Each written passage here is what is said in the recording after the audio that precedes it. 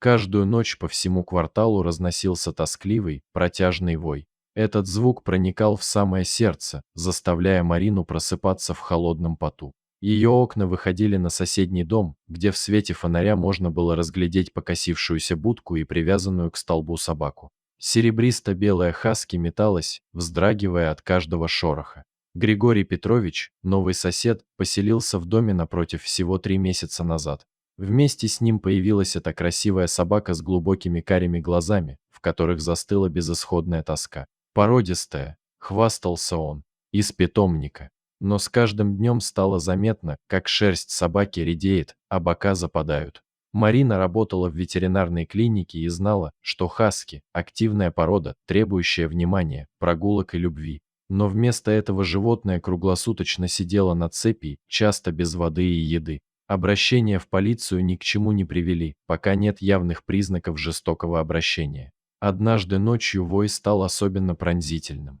Марина не выдержала. Она выскользнула во двор, накинула легкую куртку и подошла к забору соседнего участка. Собака, заметив ее, замолчала, настороженно склонив голову. Марина часто подкармливала ее через щели в заборе, поэтому хаски не испугалась. Она осторожно перелезла через ограду, стараясь не шуметь. Подойдя к собаке, Марина разглядела свалявшуюся шерсть и следы от тугого ошейника на шее. Тепло ее рук, легкие слова успокоения подействовали, хаски позволила себя погладить. Но внезапно дверь дома распахнулась. Григорий Петрович вышел на крыльцо, его голос был резким и угрожающим.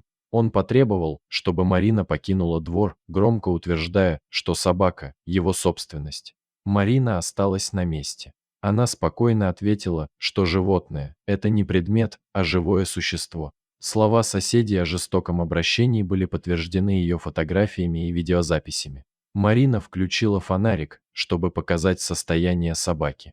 В свете яркого луча стали видны все признаки истощения и плохого ухода.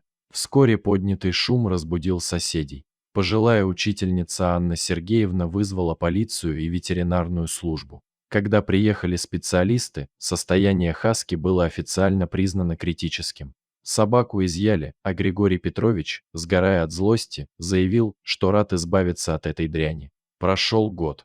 Теперь в доме Марины живет красавица хаски по имени Ангел.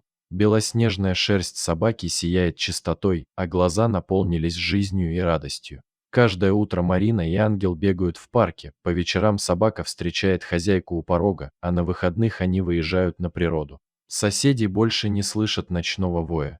Дом Григория Петровича продали молодой семье, и теперь из окон доносится детский смех. История ангела вдохновила людей в районе, жители стали приносить корм в приюты, предлагать помощь с передержкой, делиться рассказами о спасенной собаке. Марина часто повторяет, что для счастья хаски нужны не только свобода, но и любовь. Теперь ангел – не просто собака. Она стала символом надежды и веры в то, что каждый способен изменить чью-то судьбу, если не пройдет мимо. Эта история напоминает, важно не оставаться равнодушным к чужой беде. Ведь даже один маленький поступок может не только спасти жизнь, но и открыть сердца других людей.